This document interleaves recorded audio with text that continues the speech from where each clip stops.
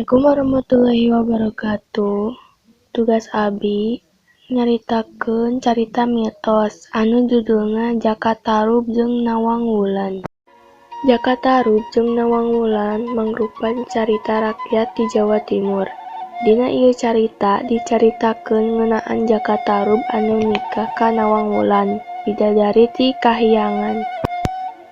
Di video ieu carita sakumaha ditutat tina buku Carita Rakyat Indonesia karya Arni Windana. Carita Jaka Tarub jeung Nawang Wulan dimimitian di Desa Widodaren, Kabupaten Ngawi, Provinsi Jawa Timur. Nurutkeun legenda, Desa Widodaren diwangun tina carita ieu. Mimitina Jaka Tarub nyaeta lalaki kasep anu cukup populer di lemburna.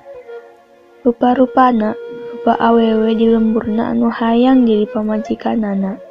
Ngan hanjaka Jaka Tarub teh sok nolak jeung nyangka yen awewe-awewe di lemburna teh teu cukup geulis keur manehna. Kadienakeun Jaka Tarub sok migawe pagawean biasa, nyaeta ngumpulkeun kai di leuweung.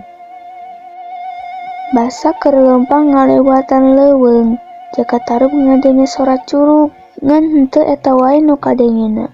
Jaka Tarub teh ngarasarea sora awewe, kusabab panasaran Jaka Tarub indit ka sora nu kadenge. Jeung naon reuwas ningali aya loba awewe geulis nu keur mandi.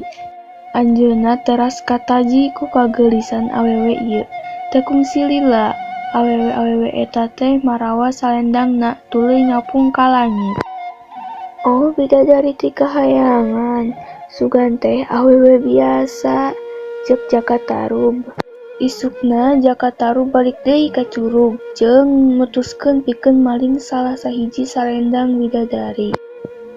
Hal ieu ngajadikeun hiji bidadari teu bisa mangkat ka langit. Bidadari ieu jadi sedih jeung ceurik pas dulur-dulurna geus naek ka langit. Ningali bidadari ieu ceurik, Jaka Tarub nyamperkeun jeung nanya, "Kunaon anjeun ceurik?" "Abi kalengitan salendang, abi henteu tiasa uwi deui ka bumi. Sadaya dulur-dulur abi parantos angkat. Nami abi Nawang Wulan. Abi bade masihan naon wae upami anjeun tiasa mendakan salendang abi. Kuring bakal nulungan anjeun, tapi lamun urang teu bisa manggihan salendang anjeun bisa cicing di imah kuring. Anjeun bisa jadi pamajikan kuring," ceuk Jaka Tarub. Jaka Tarub api-api neangan, tuluy bebeja teu kapanggih-panggih lantaran disumputkeun eta salendang ku Jaka Tarub. Ahirna Nawang jeung Jaka Tarub balik ka imah jeung hirup babarengan. Teu lila ti harita manehna boga anak awewe nu ngaranna teh Nawangsih. Kahirupan Jaka Tarub jeung kulawargana bisa disebutkeun geus cukup. Hal ieu kusabab Nawang nu boga elmu. Jadina Jaka Tarub jeung kulawargana teu kudu hese neangan sangu keur dahar. Nawang sorangan henteu ngabejaan Rusiah sarta menta ka Jaka Tarub ulah muka tutup panci nu eta lamun ek masak. Kusabab panasaran, Jaka Tarub buka panci anu dipake ku Nawang pikeun masak. Tuluy Jaka Tarub teh reuwas sabab ngan aya hiji cicikian beas dina panci. Jaka Tarub nu kanyahoan ngalanggar syaratna, Nawang Wulan teh jadi ambek. Hal ieu oge ngabalukarkeun kana kasaktian Nawang dina masak jadi leungit. Balukarna, Nawang kudu masak beas saporsi badag sarta ieu ngajadikeun Jaka Tarub kudu digawe leuwih getol.